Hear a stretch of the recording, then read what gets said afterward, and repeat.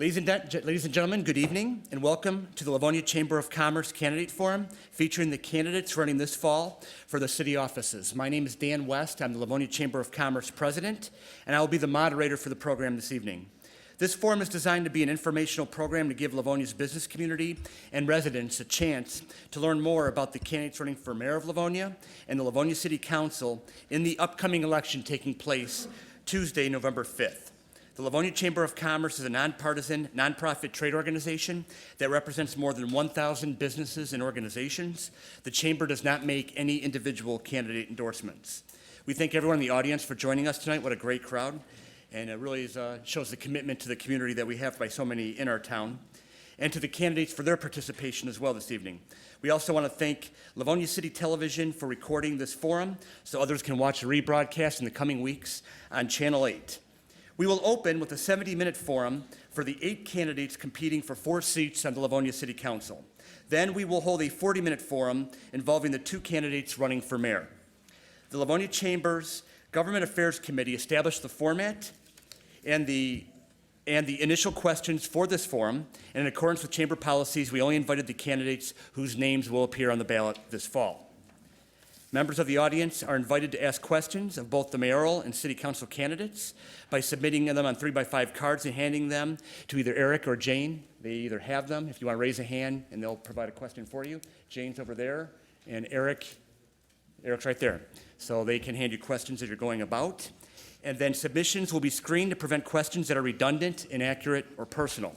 We will ask as many questions from the audience as we can in the time allotted. At this point, I'd like to ask everyone in the audience with a cell phone, mobile device, to please silence or turn them off so there's no interruption during the forum.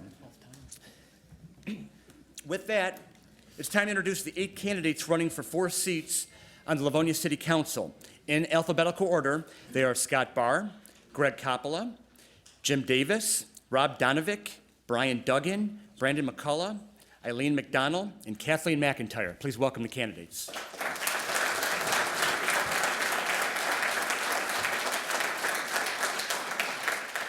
The top 3 finishers will earn a 4-year term on the council, and the 4th place finisher will earn a 2-year term on the council. A council member holds a part-time position on the city's 7-member legislative body. The top overall vote getter will earn a position of city council president and mayor pro tempore in the next 2 years. Each candidate will be invited to make a 1-minute opening statement and a 1-minute closing statement. The candidates will have up to 1 minute to respond to each question. Each candidate is also allowed a 30-second rebuttal, a single 30-second rebuttal, after a question's been answered, one throughout the entire forum. The candidates are arranged in order of numbers that were drawn prior to the forum. Accordingly, we'll rotate the order of which each candidate responds first. Laura Tamuch and Sherry Davidek will be in the front row and will serve as our timekeeper and inform the candidates of how much time they have remaining. And with that left, we will begin our forum with the opening statement provided by Kathleen McIntyre. Thank you, Dan. Good evening. I'm Councilwoman Kathleen McIntyre, and I would like to thank the Livonia Chamber of Commerce for organizing and hosting this evening's event, and to everyone who's taken the time to attend. I'm very pleased to have this opportunity to share more of my ideas and vision for our great city, Livonia, and its bright future. I've lived in Livonia for about 45 years. It was home for the first 22 years of my life, and 23 years ago, my husband and I chose to make Livonia our home and have loved raising our 2 sons here. I've been a very engaged member of the Livonia community. I vote in our elections, volunteer actively, am an enthusiastic supporter of many of our cultural, service, and philanthropic organizations, and I love nothing more than being out and about in our community. It's been a privilege to work hard to serve all of you for the past 4 years. I am especially proud of my contributions in the areas of public safety, economic development, and Livonia's master plan. I never forget that I work for you, and I am asking for you to re-elect me to Livonia City Council this November. And now the opening statement for Jim Davis. Good evening. My name is Jim Davis, and I'm running for council because I love my hometown. I've lived here over 20 years, and I have an excellent voting record. My wife Elaine and I raised our children here. We lived a block from her parents, where her grandparents lived across the street. Our children went to the same school my wife did when she was a child, and that's multi-generational. And that's the strength of Livonia, and it should be preserved. I'm running to bring my experience to council, not use the council for my experience. I'm running to represent and speak for all citizens of Livonia, not a party or a group. I've remained true to the nonpartisan nature of our local government. For 30 years as a police officer, I swore an oath to uphold the public trust without fear or favor, malice or ill will, never letting personal friendships or animosities influence my decisions, and I'll continue to do so for you on City Council. Thank you. All right, the opening statement for Rob Donovic. No, please no applause, please no applause. I didn't pay her for that, I promise. Good evening. My name is Rob Donovic, and I am running for Livonia City Council. Thank you to the Chamber of Commerce for putting this event on tonight. Thank you to all the candidates for stepping up and running for office to represent the community that you love. And thank you to all the voters in the auditorium tonight and to everyone watching at home. Again, my name is Rob Donovic, and I'm running because I love my city. I was lucky enough to go to school for Livonia Public Schools since I was a kid at Johnson, up to Frost Middle School and Churchill High School. I was lucky enough to play football for the Churchill Chargers and play over at Bentley Field as a kid for the Orioles, and now I'm running for City Council. See, my folks immigrated to America in the 1980s. They came here with nothing, and now we have something, and this is kind of my way of giving back and paying back to a community that's given me everything I have. I want to represent people. I want to work hard and be an honest representative of my community, and I hope that I can earn your vote, and you can learn a little bit more about me tonight. Thank you. All right, opening statement for Brandon McCullough. Hi, my name is Brandon McCullough. I'm running for Livonia City Council. I was raised in Livonia, South Livonia to be exact, in the Clemens Circle area. I'm a product of Livonia Public Schools, having attended Cleveland Elementary, Emerson Middle School, and graduating at Franklin. After that, I attended Lawrence Tech University, where I graduated with honors with a degree in construction engineering. Following my incredible education from LPS and Lawrence Tech, I was privileged to serve as the Director of Construction at Habitat for Humanity, where I managed the construction of over 100 homes, and hundreds of families served benefit to these accomplishments. From there, currently, I serve as the Facilities Manager with the City of Novi, where I manage 2 divisions. I push forward sustainable initiatives, and I just got done acting as owner's representation on a $11 million DPW renovation. I reside in Burton Hollow for the past 10 years with my beautiful wife, Casey, who is a special education teacher at Livonia Franklin, and our incredible daughter, Harper, who is attending Buchanan. I want to put together my education and experience to push our city forward, and I think I have what it takes. All right, opening statement for Eileen McDonald. Thank you. Good evening. I'm Eileen McDonald, and I'm running for Livonia City Council. And I'd like to thank the Chamber for hosting this evening. I think this is a wonderful opportunity for the citizens to understand each of the candidates' vision of the city. In the private sector, I work for PBS Chemicals, and I manage $1 million contracts proposals. I'm a former Livonia Public School trustee, and I've represented the students and families of LPS from 2012 through 2016. I consider myself a voice for all, and especially those of students of special needs. My husband Bob and I have lived in Livonia for the past 23 years. We love our neighborhood and raised our 2 children here. We've watched it evolve, especially over the past few years. When we moved to Livonia, it was during a time when people were wanting new homes and were moving west. Now we're seeing an insurgence of people living downtown, young people wanting to experience new city life. The young single professionals that moved downtown now want to establish themselves and their young families in our community for our affordable homes, safe neighborhoods, convenient shopping, family-friendly parks, good schools, and I would like to represent you and your views. Vote for me, Eileen McDonald, but November 6th and by absentee. All right, and then opening statement for Brian Duggan.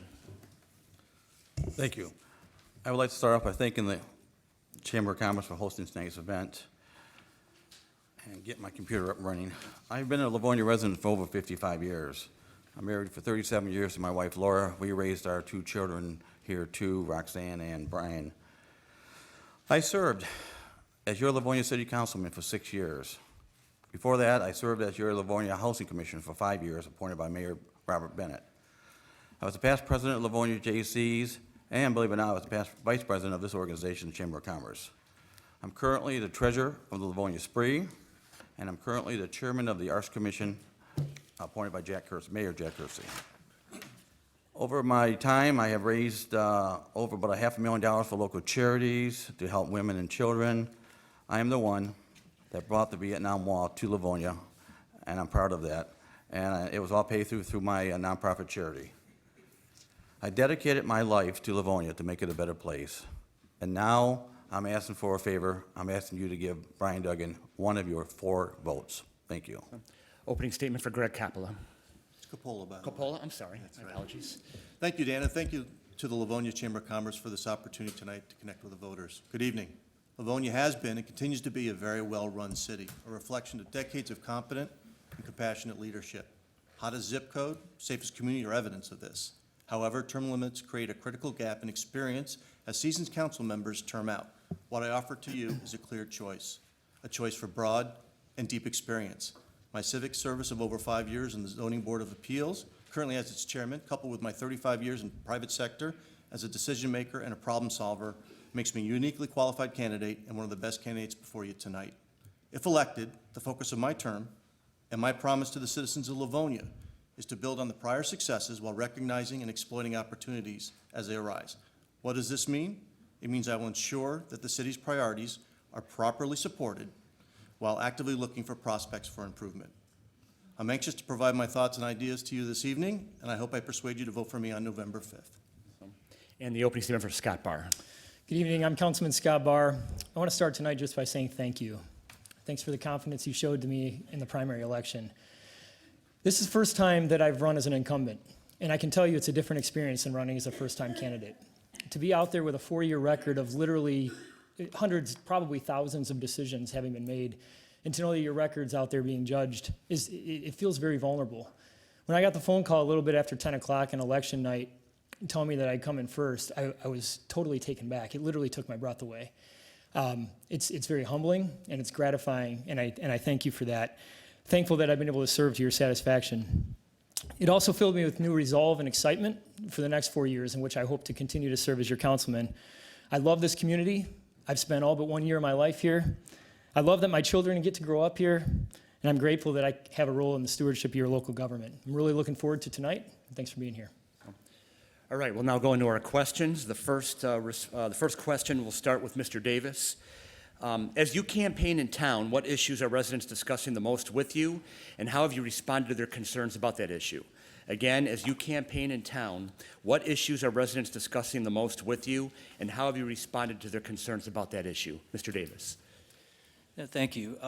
One of the issues that has come up over and over again is how Livonia treats its 1,300 acres of parkland.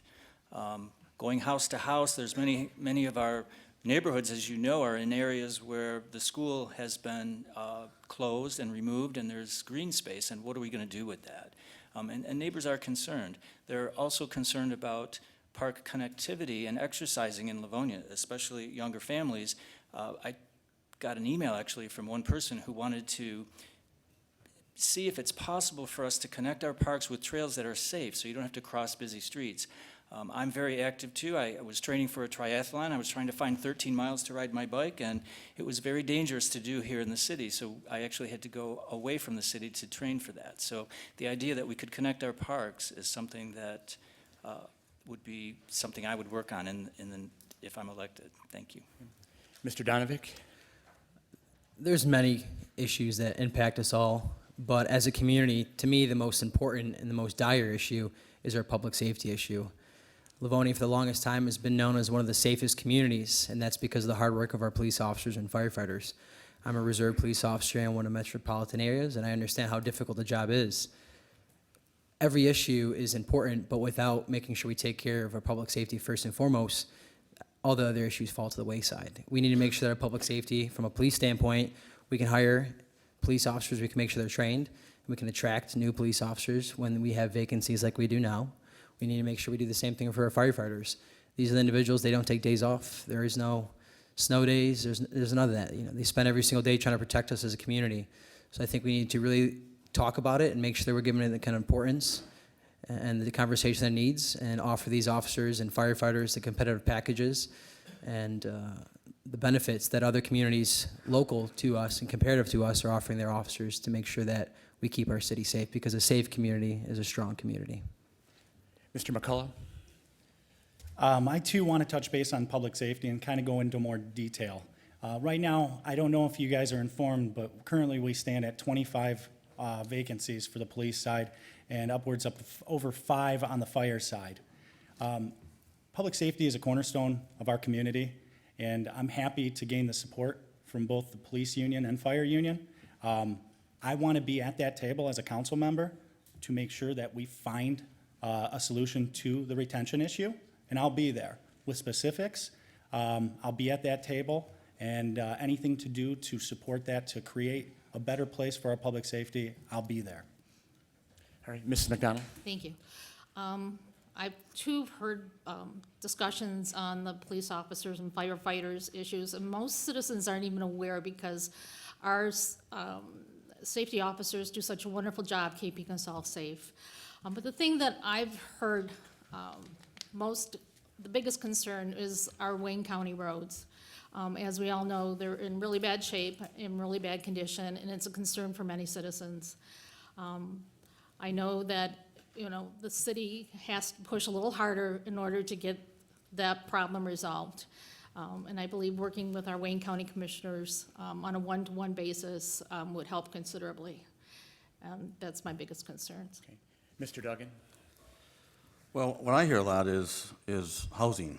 Maybe that's because I'm in the business, I don't know, but seniors, they want condos. And I think what we need to do next time there's a large tract of land, like one of the schools that's gonna be up for sale, instead of single-family homes, let's do condos. Let's dictate what we want over there so our seniors can downsize, be on the first floor, and live the life they want to live. Mr. Capola?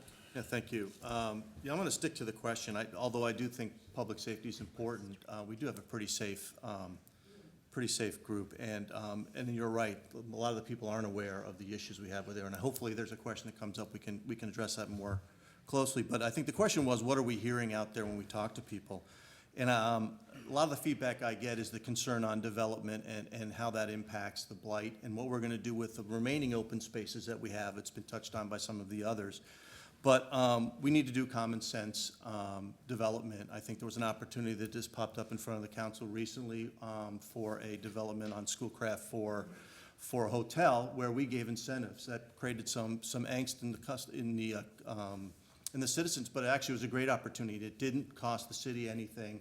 We got an opportunity to develop a property that probably was distressed and wouldn't be developed for a while. And there's going to be opportunities to do that on Farmington and 7 Mile, Farmington and Middle Belt, on Plymouth Road. There's going to be lots of opportunities, and I'm looking forward to getting input into that. Mr. Barr? Everything everybody's mentioned are things I've heard. 2 things I wrote down immediately. One was police and fire, because that's been covered a little bit, and I think we'll probably get that again. I'll focus on the other one that came to mind, and that is how do we attract young families? And I do hear this question a lot. My response to it always is, we are. 4 years ago when I was running for this, I said the key to attracting young families is the same thing that it's always been. Public safety, excellent schools, excellent services, low taxes. Livonia's still got the formula. And I said, just give it time, it's gonna happen. I can tell you on my street, in the last 5 years, we've had 9 homes sell, all of them to young families, 8 of them with children. We're the second hottest, 48154 is the second hottest zip code in the country for millennials. It's coming true, folks. Livonia still has the formula that we've always had, and it's important that we remain vigilant to make sure that we keep our eye on our core priorities so that we can maintain that for years to come. Mrs. McIntyre? Thank you, and I think everyone has covered the main things out there, but I'm out in the community a lot. I hear a lot. Public safety is a big one. I spend time talking to a lot of retired public safety folks. They're very aware of what's going on with the distress that we have in the staffing in our fire and especially our police. That's an important subject, and council has an interesting role because council is not actually at the table for negotiations. Council has no role in the negotiations. What council can do is support the administration and make people aware of the situation and be supportive to the officers and be supportive in discussing policies. I've been that. I've taken a strong role in that. The other one, and Greg mentioned it, was development. People are very concerned about what's going to happen with development. Is there smart development? Is there overdevelopment? We recently turned down a project at 7 Mile and Victor Parkway because it was too dense. Thank you. Out of time. Thanks. All right, the next question, we'll start with Mr. Donovic. In this aforementioned issue, the Livonia has been one of the nation's leading markets for millennial home buyers in recent years. With that influx of young families and professionals moving to Livonia, what should the city do to engage these new, younger residents who moved here? Again, with the influx of young families and professionals moving to Livonia, what should the city do to engage these new, younger residents who have moved here? And we'll start with Mr. Donovic. I am a millennial. I mean, I have so many friends that left Livonia after we graduated from Churchill, Stevenson, et cetera, and went out to communities all over the country. And I find a lot of my friends when I moved back here. I'm fortunate when I bought my home in Livonia, it was during a period where the house was a little bit cheaper. Houses were expensive. So I think us as a government body, we have to just be open to new ideas, be willing to listen to developers. One of the things I'm really passionate about is the revitalization of the east side of Livonia. Why not work with these developers to redevelop the buildings along the Plymouth Road corridor, talk about how we can take some of these vacant buildings and repurpose them and make them to new companies, new businesses that will attract younger people. These are the individuals that are the experts in their field. We need to bring them to the table. We need to work with them. Not that we haven't. I think City Council and the government, Livonia government, has done a wonderful job, but it's one of those things that takes many years, doesn't happen overnight. So just include the professionals, the experts in this field, and I'll work with them to get some new ideas to attract new families to make Livonia their home. Mr. McCullough? So, having grown up in this city, currently raising a family at the higher end of the millennial spectrum, we have an incredible city. And as I'm talking, I have a brother that's 10 years younger, and I've coached hockey teams. I've talked to these guys, and I said, would you move to Livonia? You know, what would be the draw? And they said, there's not enough amenities. I tend to look at different corners, say 7 in Farmington, say Plymouth Road corridor, say Middle Belt and 7 Mile as opportunities. And it energizes me. I don't look at it as a negative. I look at it as opportunity. I'm a trailblazer. I like to do things. I like to be innovative. And these are great opportunities that if I'm elected, would have awesome ideas to work with the developers, work with the chamber. We have one of the best chambers around. And to pair up with them to come up with great business ideas, I'm excited about that. But to do that, obviously, you need to get voted in. So that's kind of my vision for it.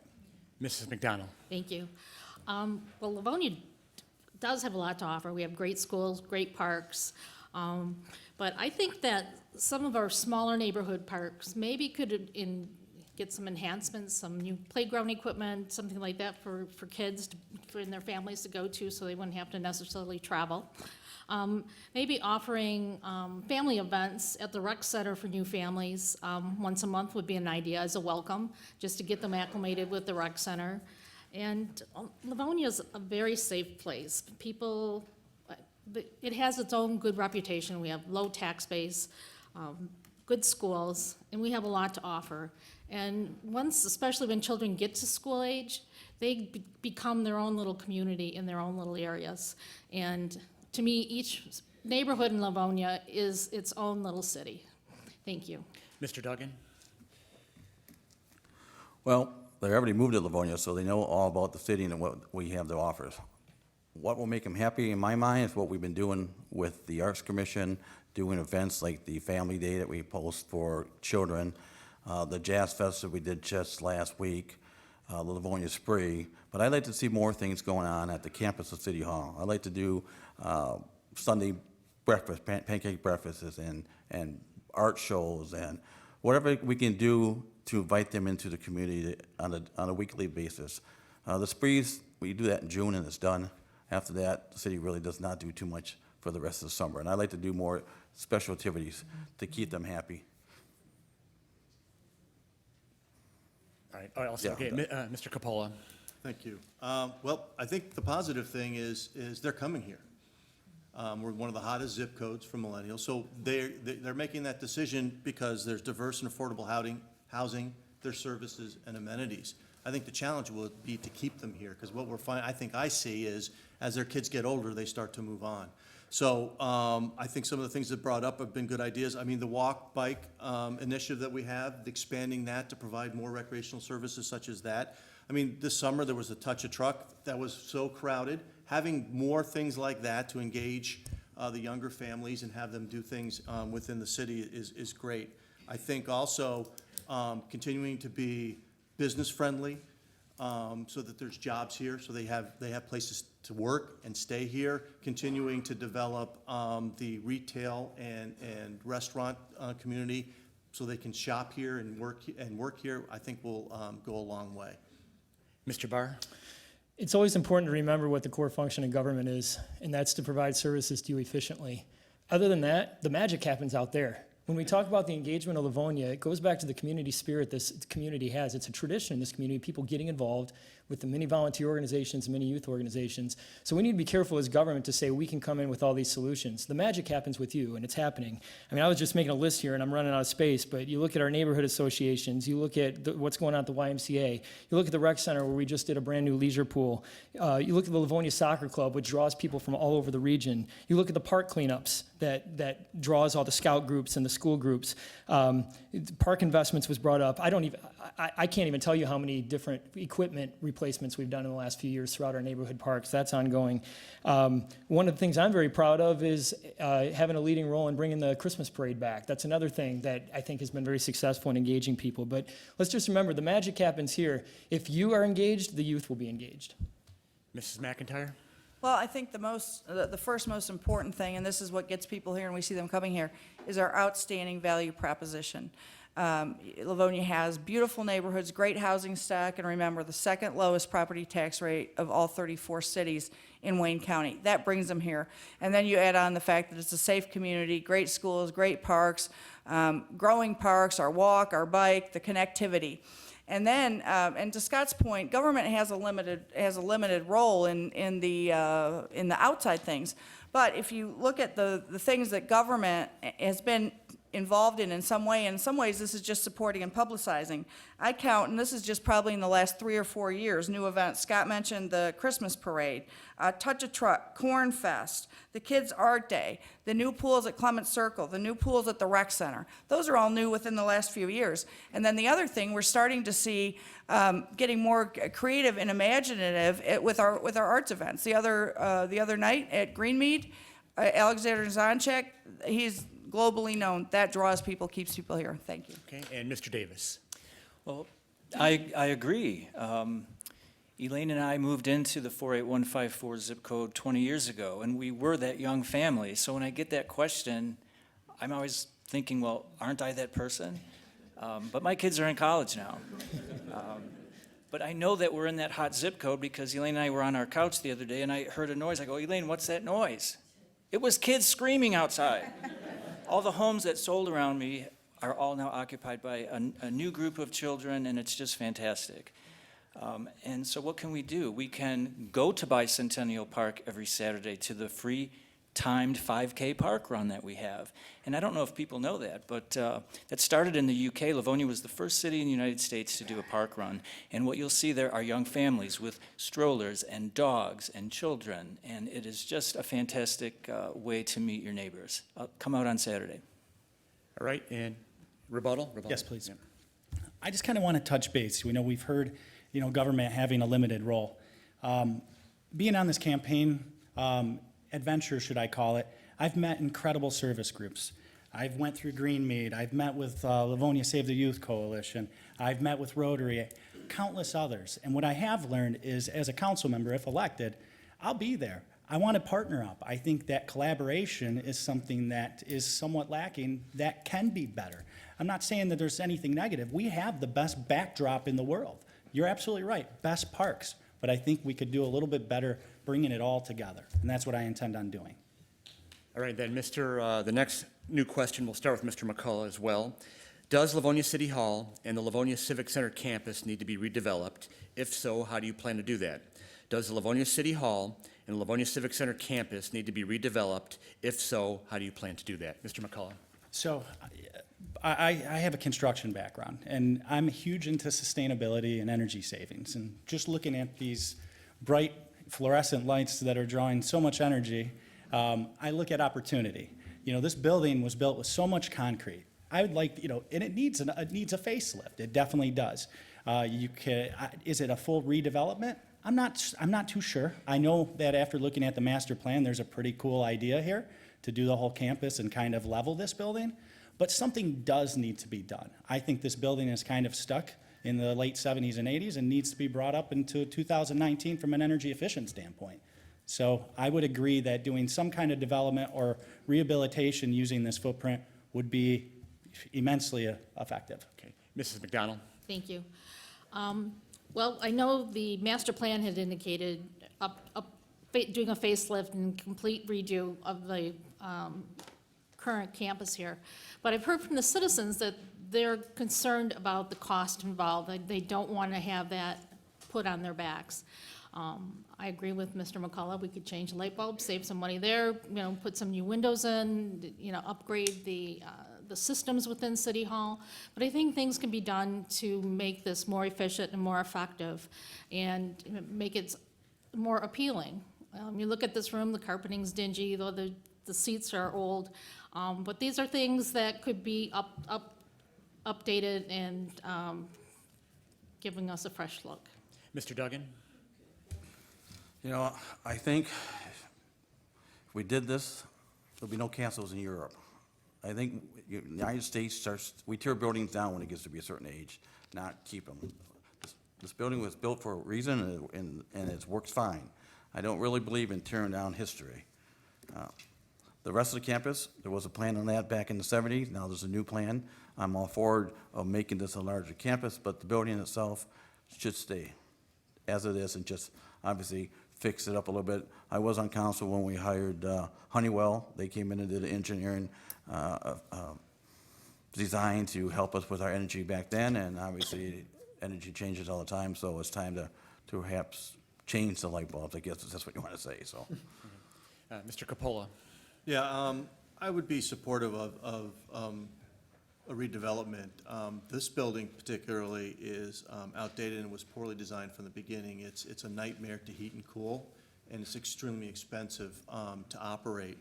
So I think it's worth taking the recommendations in the master plan and start looking at opportunities and how we can leverage that master plan to make a better city campus. I thought the plan was pretty good. Is it going to cost money? Absolutely. And you're talking to one of the guys that is extremely fiscally responsible and doesn't like to spend other people's money unless I know that there's a good return on the investment.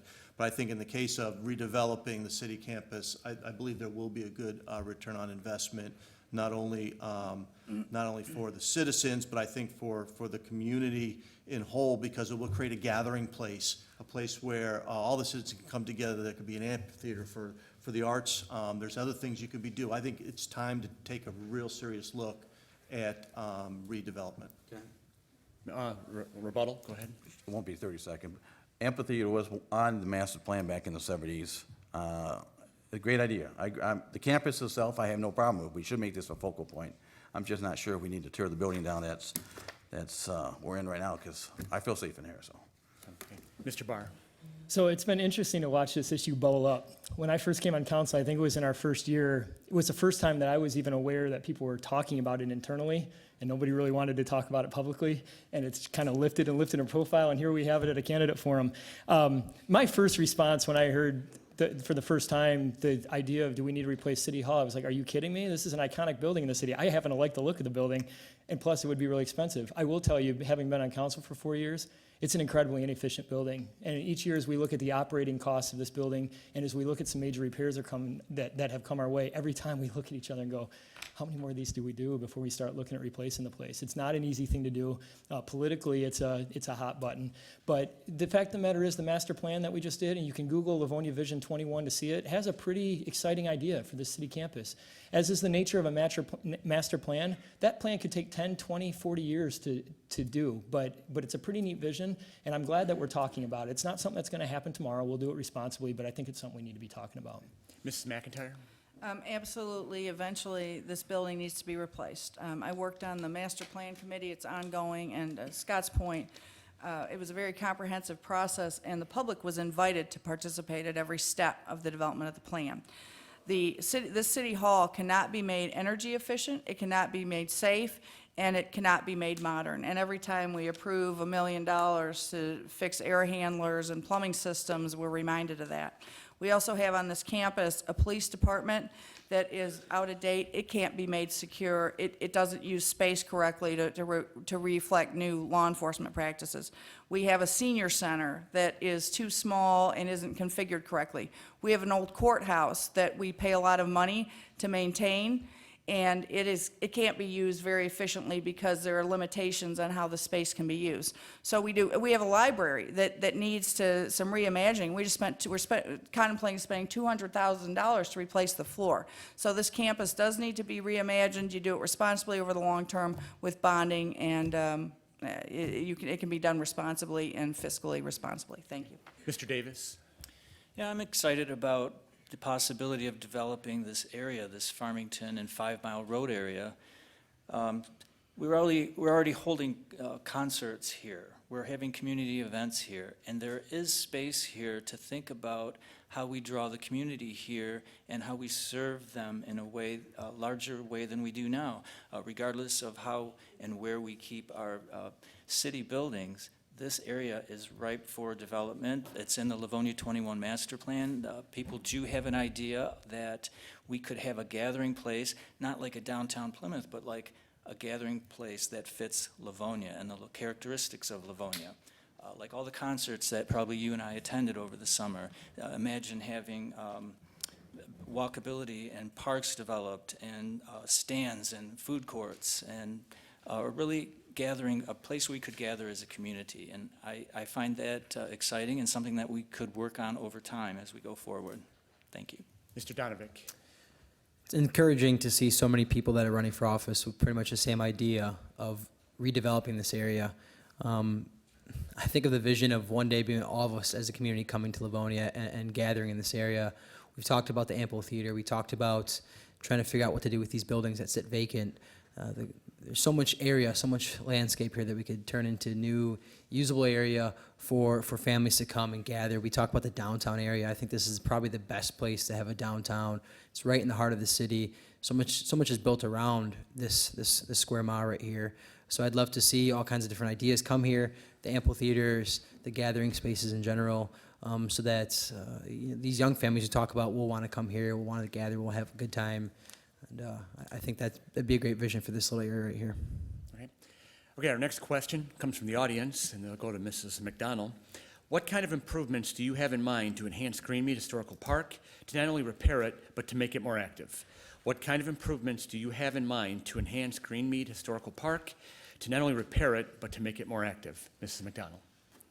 Well, for one thing, I think what needs to be done is to redo some of the roads, to pave the road. I think it would make it more friendly, more walkable for people to come through Greenmead.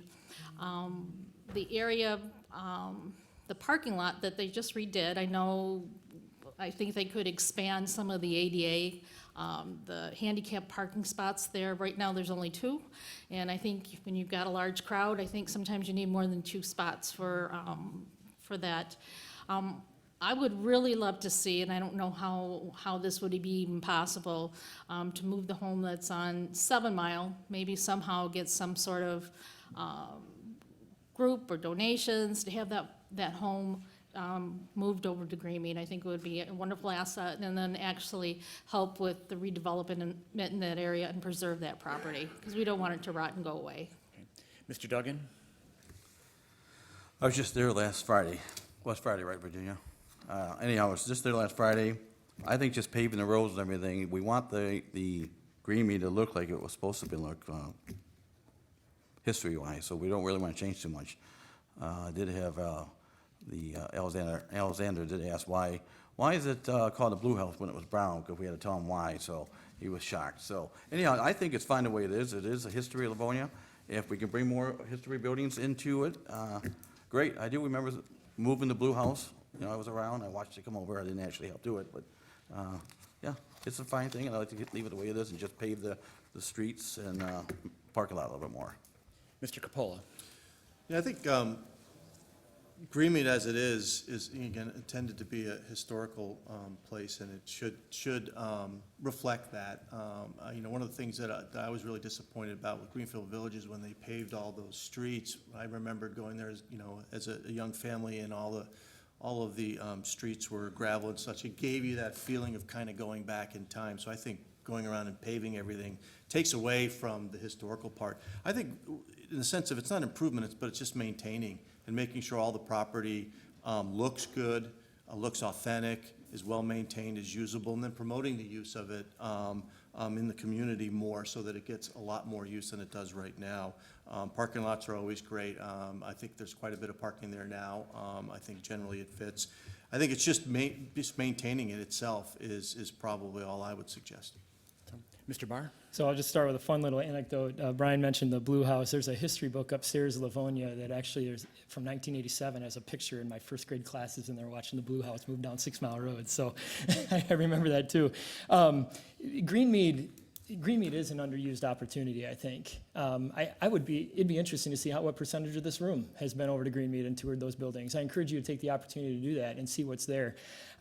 Last night we had a very long finance budget meeting here at City Hall. I got home about 10:30, and one of the conversations that we had there was actually on this topic. What can we be doing with Greenmead? And the thought was expressed that there's potential revenue generation opportunity at Greenmead. Don't just look at it just as an expense, but are there private partners we could bring in to actually do something with it? I don't have all the answers to that, but less than 24 hours ago, we were talking about the need to explore that further. I'm going to be out of town here in a second, so I'm just going to say I think Greenfield Village actually provides an excellent model of what you can do with a space like that. Mrs. McIntyre? Greenmead obviously always needs improvements. The people that work on the Greenmead Commission can tell you that, and money is always tight. The Livonia Community Foundation partners with Greenmead, and through our partnership, we're able to help fund projects over there. We replace fencing, and that might seem like something boring, but it's historical fencing, and it has to be done in a certain way for Greenmead to keep its places on the historical register. We've worked on upgrading and replacing and repairing the greenhouse. We need to continue to look at it for creative spaces. The concert Friday night that I talked about with Alexander Zonchek was a great idea. Those things also generate awareness, and they can generate additional revenue for Greenmead. I like what's done over there. Bringing the school over creates new opportunities. We need to keep doing more of some of the things we do. We've added the Irish Festival. We now have the Irish Festival, the Highland Games. Those are all great opportunities to make Greenmead more aware, make people more aware of it, and raise additional funding. Thank you. Mr. Davis? Yeah, what I'm thinking is council and you, the citizens, are on the same page with Greenmead. Greenmead was a question that I was asked as well out in the community while campaigning. So there is a concern and awareness of Greenmead. And I know that from talking to you that Greenmead needs help. Greenmead is a treasure, and it's an opportunity for Livonia to shine, but it's also in need of repair and funding and management and all those things that go into creating value in our city. And that's what the council was trying to address. I was at that meeting, and I think as we move forward, there's other assets in the city that fit this model, including Wilson Barn. Another asset that we have to protect and fund and manage and keep it as an asset for our citizens. And Mr. Donovic? Scott Barr hit on a great note, underused opportunity.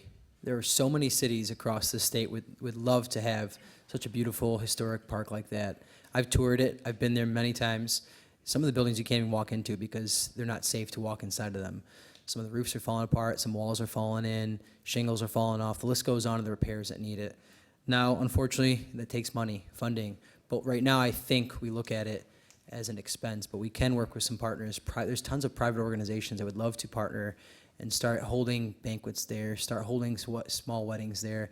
There's so many different things that we can charge, that we can start generating some revenue there and help offset those costs to make it more of the park that it needs to be, so that hopefully one day the things that are falling apart are fixed and we can start having some really fun activities there. And Mr. McCullough? Show of hands, how many people have been to Greenmead? Most of this room, correct? You've got Alexander Blue, you got the Shaw House, you got the old intersection, you got the new schoolhouse, which I've learned that Thomas Edison actually wired up. These are incredible pieces of history that are out there. And Greenmead is a gem. And just like as Rob touched base on, having a construction background and walk through, it needs a lot of help. But it's a diamond in the rough. Scott touched on Greenfield Village. I have a 5-year-old. We look for places to take our youngsters for Halloween walks, Christmas parades. And I look at it after talking to staff out there, there is so much opportunity. And maybe you have like a partner private, sponsorship to fund these buildings. But right now, if we don't start doing something, we're going to start losing them.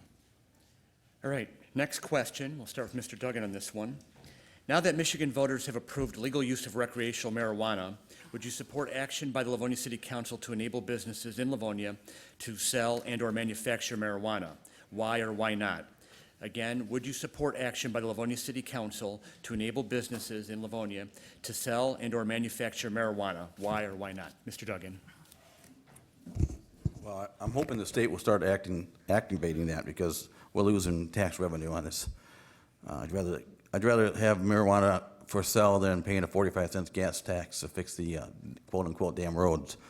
Would I support it in Livonia? I would support it just like we would support other items in proper zoning issues, zoning places. Do I want it on every street corner? Absolutely not. But we can control that by zoning and put it in certain places. It could just be maybe in the industrial place.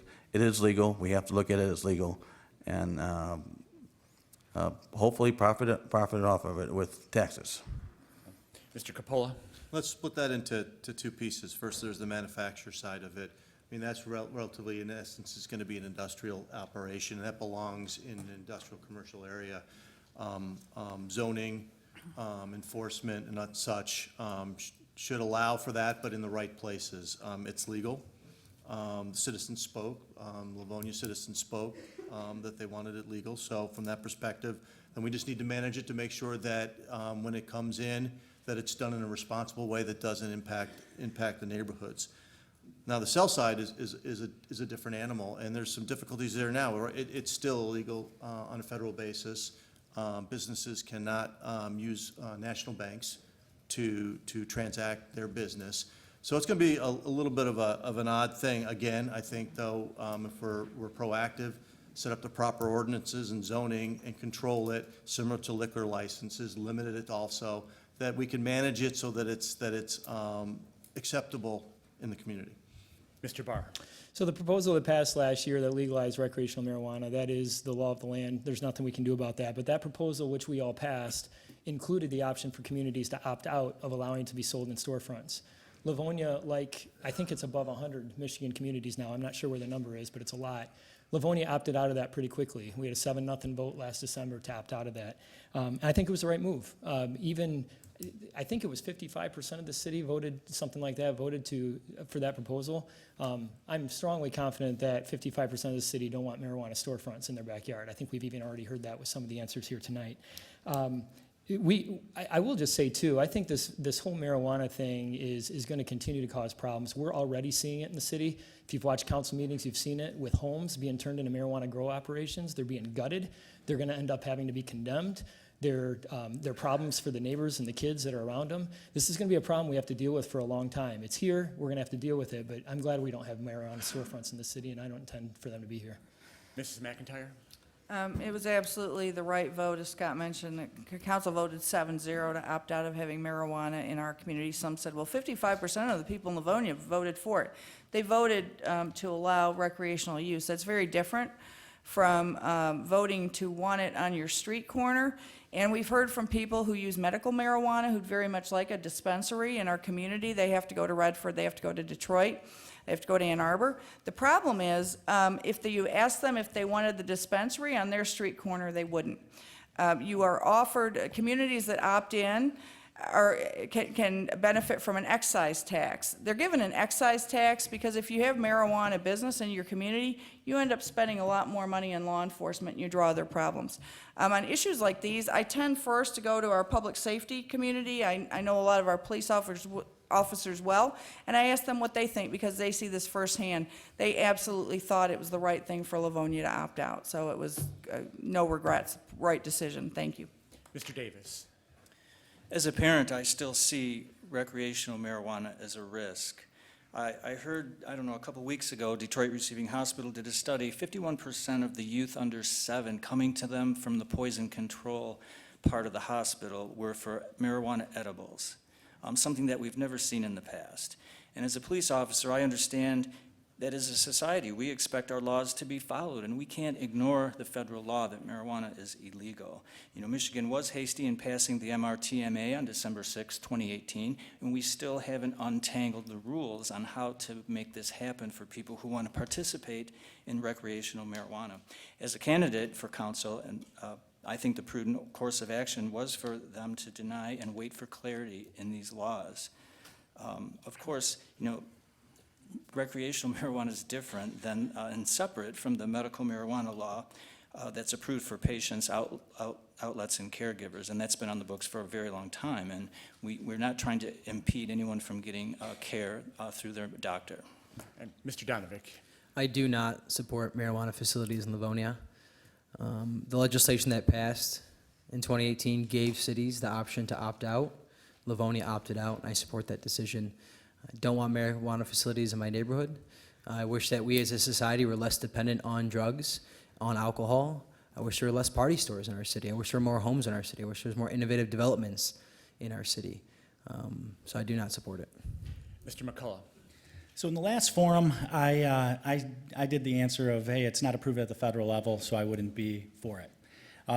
As the campaign journey went on, I met a lot of people that suffer from chronic illness.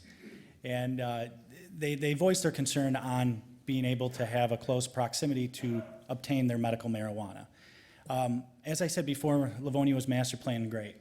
So we have a secluded industrial corridor. And I'm not saying I'm totally for it, but I would be open to looking at something that, say, you have a section of the industrial corridor, we enforce a facade ordinance to not make the flashy lights, but somewhere where someone could get their medical marijuana in proximity away from our 78% of residential homes. All right, Mrs. McDonald. Thank you. Well, you know, I understand Livonia's position on not opting in. I'm sure for Livonia, it was the right thing to do, even though I know 55% of the folks here voted for it. But there's too many unknowns. Right now, the state doesn't have anything clear on that direction, what the cities should be doing. As we know, at the federal level, it's not legal, so there's just too many unknowns in that area. However, I believe that maybe looking at some sort of medical marijuana facility within an industrial area, as Mr. McCullough indicated, would be a good idea. It would give folks who need it, who depend on it, an option to get it without traveling long distances to take care of that. All right, now our next question, we'll start with Mr. Capola. What would you do to encourage owners of empty and aging buildings to redevelop their structures? What would you do to encourage owners of empty and aging buildings to redevelop those structures? Mr. Capola. Well, you know, that's a difficult one because I'm a big proponent of private property rights. But I think one of the things we saw, again, like I mentioned earlier, recently we provided some incentives for redevelopment of a vacant area. And I think we can continue to do things like that where we can incentivize them to redevelop. It's going to be difficult as we cycle out probably a recession in the next couple of years to get people to come in. But I think, you know, between the master plan that's outlined some things, incentives that are available to us, tax incentives and other incentives, partnering with some of the bigger developers in the area and nationwide. Again, hottest zip code. There's lots of people here, so we need to just make sure that everybody understands why they should be in Livonia, and then we can help to redevelop those areas. Mr. Barr. We always need to remember, as Greg mentioned, that these are privately owned places. We can't just swoop in there and do what we want with them. But what we can do is make sure that we have an environment that invites investment. I think some of the things investors are looking for is they're looking for a attractive tax climate, and they're looking at consistency from the city. And that's been a big mantra of mine the last 4 years, is make sure we're consistent in how we apply these incentives. When I brought this up Monday night, I had no intention of bringing it up here, but this is actually very fresh. Just Monday night, I offered to put in committee, and council passed it, the subject of what we can do strategically in the East Plymouth Road corridor area, which is one of the 3 focus areas of our master plan, by the way. That's Plymouth Road between Inkster and Middlebelt, which could use some reinvestment. And I would like to be proactive as a council to look at how we can create an enterprise zone over there that would give some of the tax incentives for people to come in there. I want to give that a kickstart. It's part of the master plan. It'd be good for that part of the city, and it's worked in other places in the city. All right, Mrs. McIntyre? Well, and there's a distinction between blighted vacant properties and properties that, like, vacant strip malls or strip malls where there are a lot of things that are empty. Where you have blighted empty properties, just like the abandoned beauty school over on 96, just west of Merriman, where we just approved the commercial rehabilitation certificate, we need to use the tax incentives that are available to us to encourage the highest and best use. We talk about that a lot. We always want the highest and best use in any given location. So use tax incentives where they're appropriate, where they fit, where they make sense. As far as abandoned or underutilized strip malls, one of the important things to do, especially for ones that are vacant or largely vacant, you use your ordinance enforcement. You make sure that they're held to the standards that we set for property standards. And then to Scott's point, we can't dictate what to do, but we can encourage, and we can be flexible. And one of the things that we've done recently is we've approved Class C liquor licenses for in-restaurant consumption for a new Mexican restaurant and Zukin's Rib Shack. And it's not that we want to encourage people to drink, but we want to provide more casual dining options for people in Livonia where they can eat in. Thank you. Mr. Davis?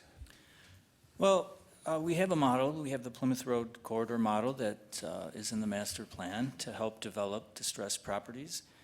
I think another idea is low-interest loans, perhaps short-term tax breaks, but I think the chamber could play a role as well and bring together developers and owners who could act on ideas with capital to use those spaces, who may just need a small amount of help and bring on an investor. We could certainly use enforcement, and Ms. McIntyre is saying zoning cooperation. I've seen that at the meetings. It's very effective. It's something that they do now. And I agree that we need to encourage the highest and best use for the areas and be realistic. Mr. Donovic? Most of the vacant buildings are along the eastern corridor. Drive up and down Plymouth Road, up and down Inkster Road, a lot of vacant buildings down there. I think working with the business class, working with the Chamber of Commerce, these are the experts, bringing together all of the big key players in the room, talking to them, see what we as a government can do. Like they mentioned, private property rights. We have to respect the rights of the people that own these buildings, but work with them, see how we can encourage them to redevelop as opposed to building brand new on the west side. Tons of traffic on the west side. How about we bring some of these great opportunities, great ideas to the eastern side of Livonia where most of these vacant buildings are at, and see what kind of creative, innovative ideas we can come up with that still make up the character of Livonia and what we want in our city, but also can fill some of these vacant areas. All right, Mr. McCullum? So how do you make a developer put something on their property? You can't. City government can't, but we need to market the city.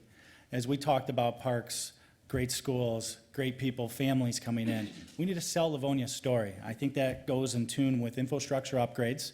I think that goes in tune with promoting our parks. I think that goes in tune with enhancing our economic development department, pairing up with a renowned Chamber of Commerce, and bring these businesses to these developers. Then we could work with them to find the right plan. I mean, I look at different corners and what awesome things could be there, but it takes a village, in this case a city, to bring everything together, and that's what I intend to do. Mrs. McDonald?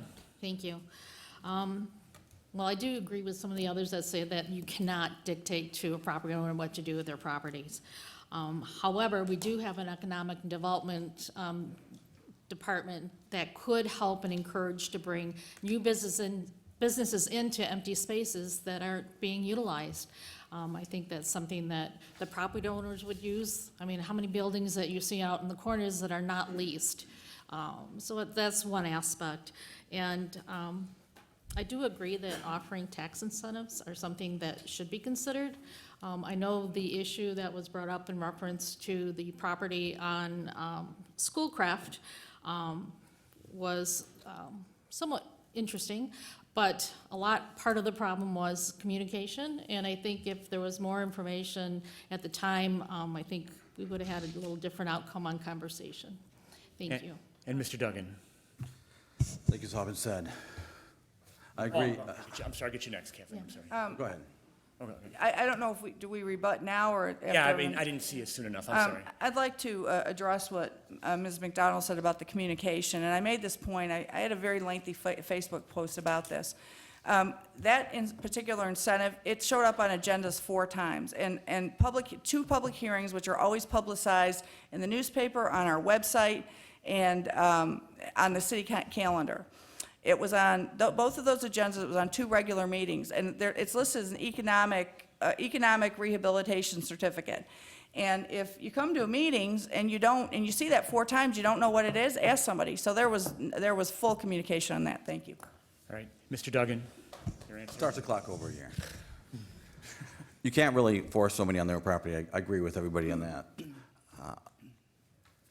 I was on council when Walmart originally wanted to come in over there at the Forest City, and all they wanted to do was open the doors and say Walmart's. The developer, Forest City from Ohio, did not want to spend a nickel. They didn't want to do the blacktop. They didn't want to do anything.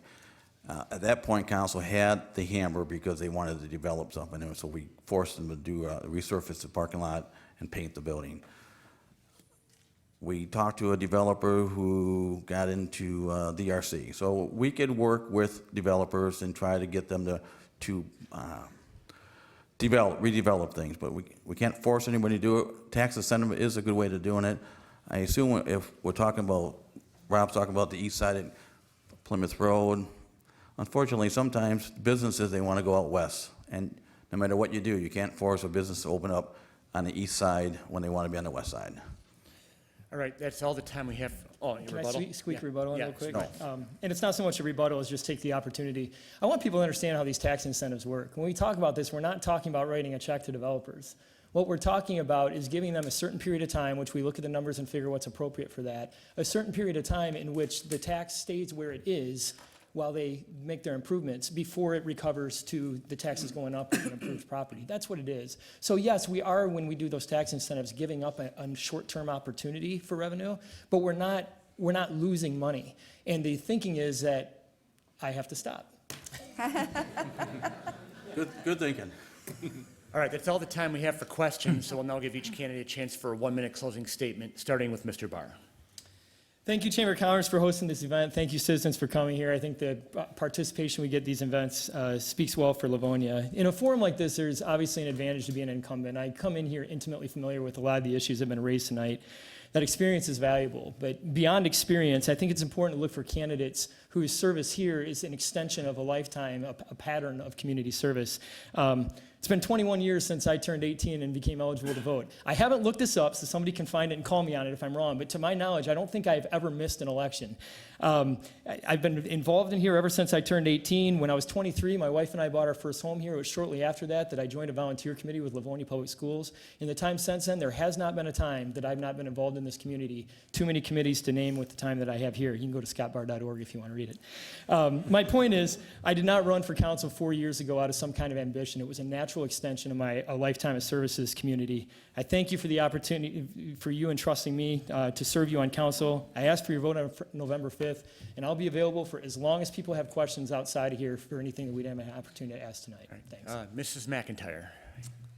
Again, thank you to our chamber, our audience, and my fellow candidates. Tonight, you've heard from 8 different candidates who have very different views and some different ideas about the city and ideas for its future.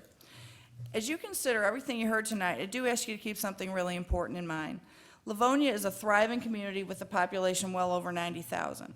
It was just named, as you heard before, one of Michigan's safest cities. It has one of the country's hottest zip codes, and it has the second lowest property tax rate of all 34 cities in Wayne County. And yet, we still provide our residents with exceptional services, amenities, parks, and recreational facilities. Accomplishments like this don't happen without strong leadership and an outstanding city workforce. There are always opportunities for improvement and innovation. During the past years, I've embraced new ideas and ways to better serve our citizens.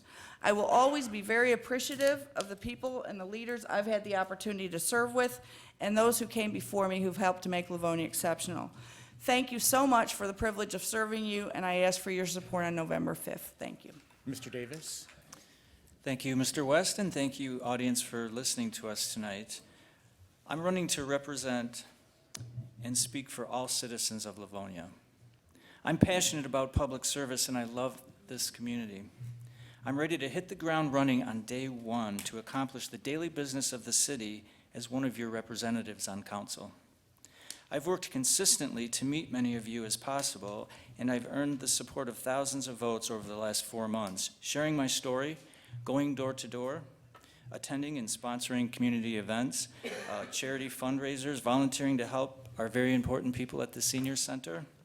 I now ask for your help and your continued support on November 5th.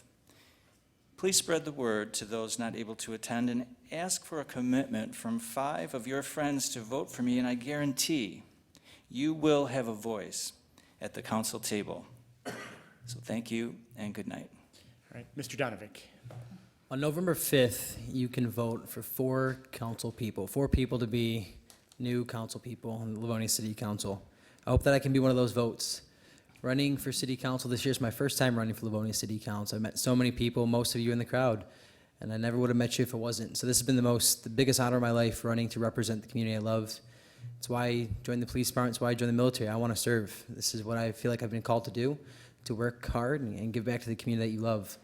I've learned a lot about my community, and I feel like I can offer a lot of different ideas to my community as well. I hope that all of you can get out to vote November 5th, and I hope that I can be one of your votes. Thank you. Mr. McCullough.